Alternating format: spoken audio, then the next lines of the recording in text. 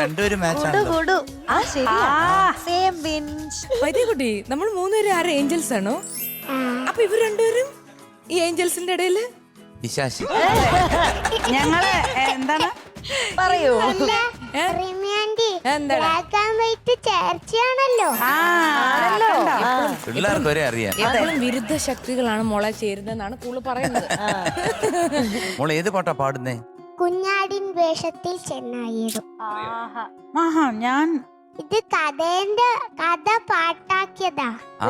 ചെന്നായിന്റെ കഥ പാട്ടാക്കി. പാട്ടാക്കി അതിനകത്തൊരു രീതിയിൽ അവതരിപ്പിച്ചു.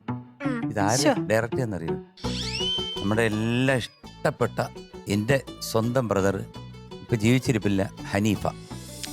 ഇക്കെയാണ് ഈ പടം ഡയറക്റ്റ് ചെയ്തത്. അദ്ദേഹം 2-3 പടങ്ങൾ ചെയ്തിട്ടുണ്ട്. അതെല്ലാം വാത്സല്യം. എത്ര മനോഹരമായിട്ടുള്ള പടങ്ങളാണ്. നല്ലൊരു മനുഷ്യനായിരുന്നു. കാരണം ഞങ്ങൾ ഒരുപാട് പ്രോഗ്രാംസിനൊക്കെ പോയിട്ടുണ്ട്, ഒത്തിരി പ്രോഗ്രാംസിന്. പിന്നെ അഭിനയിച്ചിരിക്കുന്ന മമ്മൂട്ടി, ഉർവശി, ലിസി. ഏത് സിനിമയാണ്? ഒരു സിന്ദൂരപ്പൊട്ടിന്റെ ഓർമ്മയ്ക്ക്. Very good. അപ്പം ബാക്കി മ്യൂസിക്? പിന്നെ മ്യൂസിക് ശ്യാം സാറ്. ആ, ഉഗ്രം അത് പാട്ടല്ലേ. ഓർക്കാൻ എളുപ്പമല്ലേ അല്ലേ? പിന്നെ അടുത്തത് എഴുതിയത് അങ്ങോട്ടും ഇങ്ങോട്ടും മാറി. പൂവച്ച.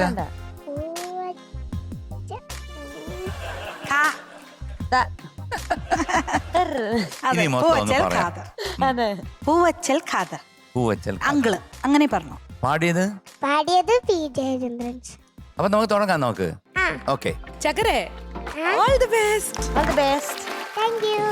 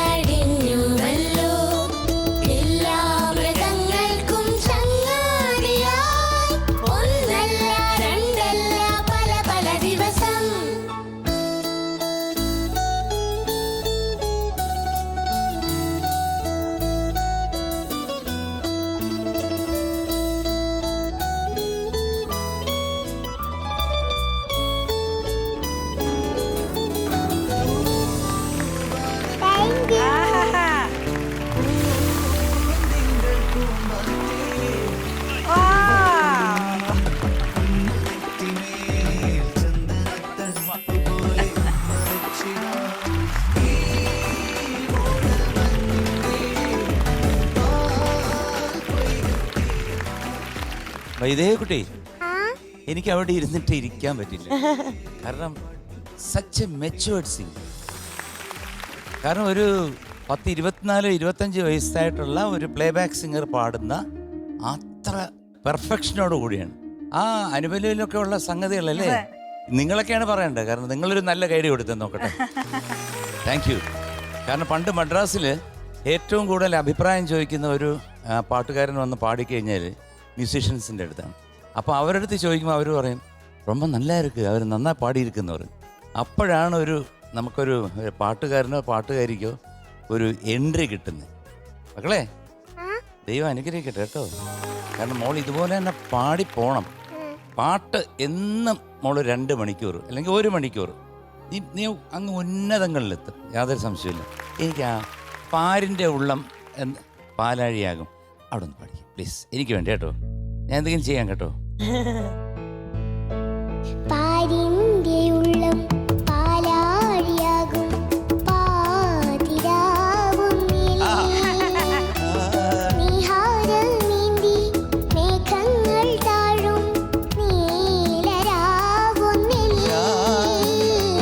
പാരിന്റെ ഉള്ളം പാലാഴിയാകും പാതിരാവുന്നിൽ